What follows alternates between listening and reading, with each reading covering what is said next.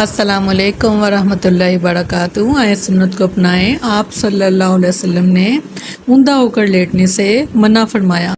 ایک مرتبہ مسجد نبوی میں ایک صحابی الٹا سو رہے تھے تو آپ صلی اللہ علیہ وسلم نے اپنے پاؤں سے ان کو ہلایا اور فرمایا کہ اس طرح اوندھے ہو کر مت سو، کیونکہ یہ جہنمیوں کی نشانی ہے۔ یہ سنت ہے، بے شک سنت ہے، مگر ہمارے لیے فرض ہے، کیونکہ آپ صلی اللہ علیہ وسلم نے حکم دیا کہ الٹے مت سو، کیونکہ یہ جہنمیوں کی نشانی ہے۔ اور ایک مرتبہ فرمایا کہ اللہ تعالیٰ کو یہ طریقہ سونے کا ناپسند ہے، یعنی لیٹنے کا یہ طریقہ، اور اللہ تعالیٰ اسی لیے جہنمیوں کو اس طرح سزا دے گا پیٹ کے بل لٹا کر، کیونکہ اللہ تعالیٰ کو ناپسند ہے اور یہ جہنمیوں کی نشانی ہے۔ کوشش کریں اپنے بچوں کو، اپنے بڑوں کو یہ سمجھانے کی کہ اللہ اور اس کے رسول نے الٹا ہو کر سونے سے منع کیا ہے، کیونکہ اس کے بے شمار نقصانات، بعض اوقات بچے کا سانس رک سکتا ہے، بعض اوقات کوئی اور مسئلہ ہو سکتا ہے۔ تو کوشش کریں، کیونکہ سنت پر عمل کرنے سے ہمیں صرف اور صرف فائدہ